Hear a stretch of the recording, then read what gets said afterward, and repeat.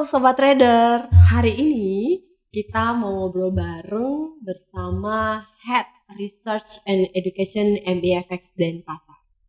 Pak Heru, apa kabar? Halo. Apa kabar? Baik Pak Heru. Kalau saya juga luar biasa baik. Luar biasa ya.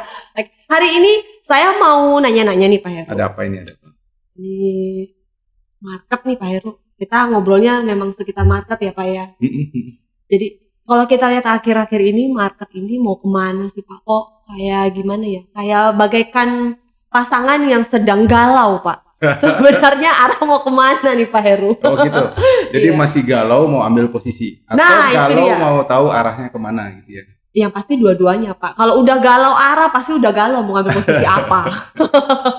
Oke, kalau bahas pasar bolehlah dikit ya kita bicara soal pasar bahwa di Q3, akhir Q3 kita dihadapkan dengan kasus atau isu-isu tentang geoekonomik, terutama makroekonomik Amerika, di mana The Fed mempertahankan suku bunganya. Dan itu jelas membuat yield obligasi dari Amerika itu sendiri naik.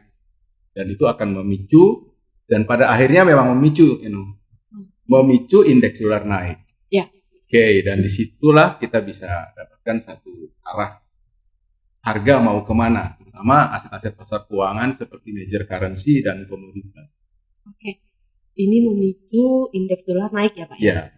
Nah, kalau saya mau nanya nih Pak, ngomong indeks dolar, biasanya kan versusnya emas nih Pak. Oke. Menarik nih. Pasti banyak yang suka trading dengan ya, salah satu produk yang terpopuler ya Pak ya. Yes. Jadi kalau kita ngomong indeks dolar naik, biasanya versus XAU itu turun ya Pak? Iya. Nah, ini kenapa? Kenapa dia searah? Oke, kenapa dia searah? Karena pemicunya berbeda lagi. Oke, menarik.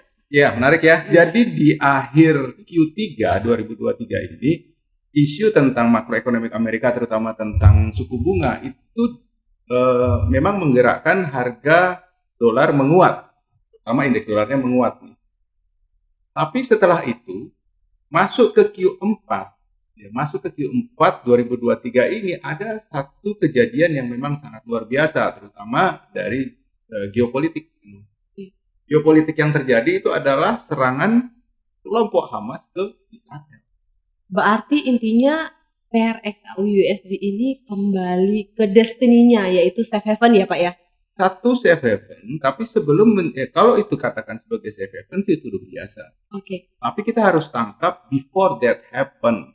Karena kan itu kan konsep bahwa safe haven. Iya sudah. Tapi buat apa dengan kita? Sebenarnya itu bisa jadikan petunjuk sebenarnya ya. Jadi sudah menjadi safe haven, oke. Tapi gini yang perlu ditangkap tuh gini.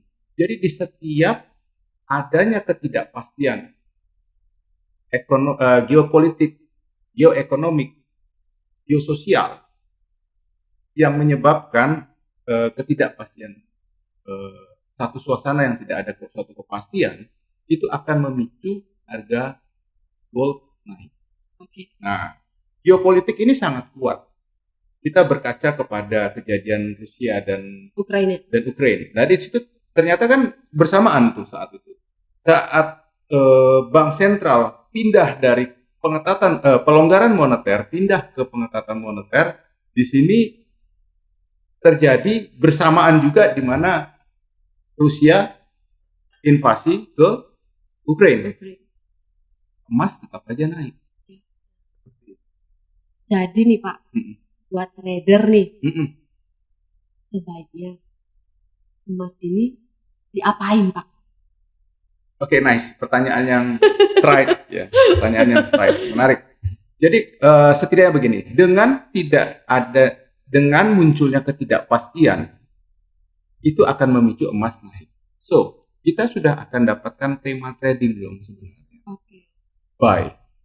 Nah, kalau kita ngomong buy nih, kan harga emas nih di atas nih Pak.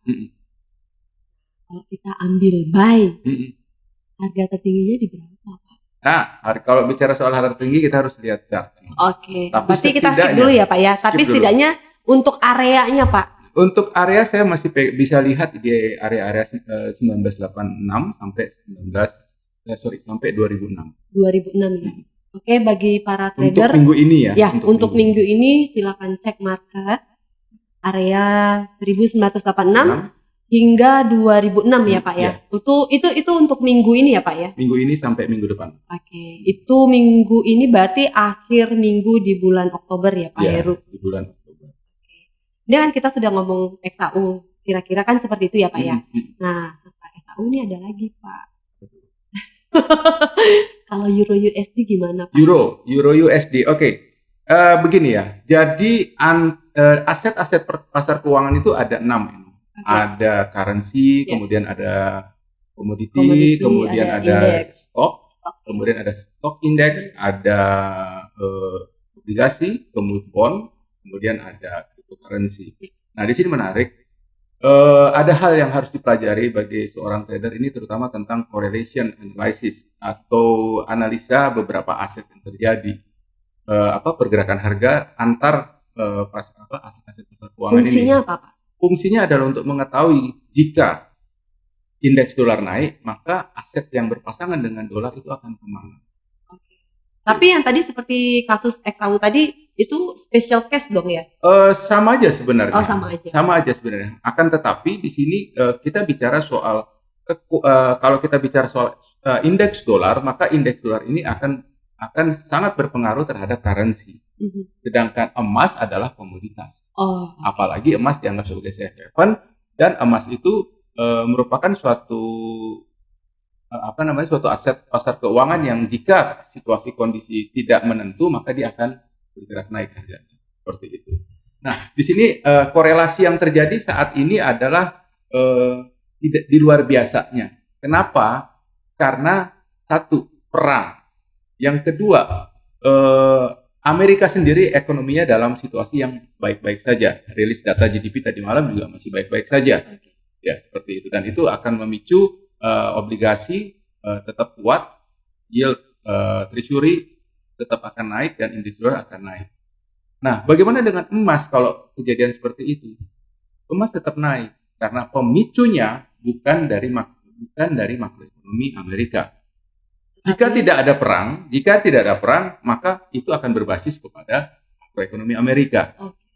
Itu yang menyebabkan pada saat makroekonomi Amerika dalam satu kondisi yang baik, sedangkan di sisi lain ada perang, maka yang berpasangan, mata uang yang berpasangan dengan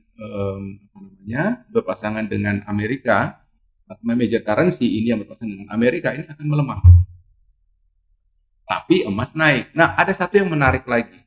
Bagi trader-trader yang suka dengan indeks saham, maka yang sangat menarik saat ini adalah yang bisa ditradingkan dengan arah yang sangat jelas. Oke. Ada korelasi di antara. Noted ya Pak Heru ya.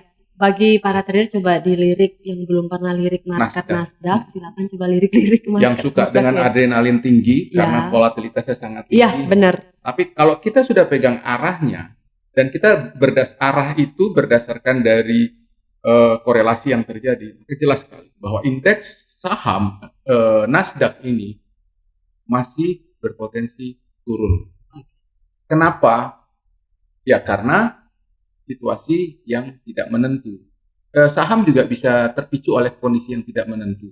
Ya misalkan saat ini kondisi tidak menentu dan kebutuhan akan uang dolar, karena dianggap mata uang dolar ataupun emas ini menjadi safe haven, maka mereka buang barang, sehingga aset-aset mereka itu akan dipindahkan ke aset mata uang seperti dolar ataupun komoditas emas.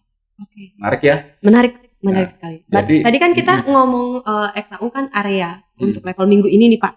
Nah, kalau misalnya untuk euro sendiri di area minggu ini gimana Pak? Euro sendiri saya pikir masih ada pelemahan. Yang pasti euro itu dalam situasi yang masih trennya, potensi melemah. Masih trennya turun itu ya? Itu pun juga dengan pound sterling juga potensial melemah. Oke, berarti sterling sama euro masih mengalami downtrend ya? Ya, potensinya lebih besar untuk downtrend ya Pak ya? Oke, Pak Heru. Tadi kita kan udah ngomong market, Nah, dengar-dengar sekarang katanya Pak Heru punya program baru. Apa tuh? Apa itu? Oh iya. Oh, saya sampai lupa. Oke, gini, saya punya program edukasi di Monet Denpasar ya, di MFX Denpasar, kelas gratis. Oh, tepuk tangan dulu dong. Itu dikhususkan buat para pemula ya, buat para pemula, di mana di kelas itu akan diajarkan tentang tentang trading dan dunia trading. Berarti ini basicnya ya Pak? Basic banget, tapi ya kita udah langsung gimana? Tapi dalam gitu ya Pak? Dalam, tapi ini supaya bisa langsung diaplikasikan. Kalau bahasanya sekarang daging gitu ya Pak? Ya mungkin begitu daging.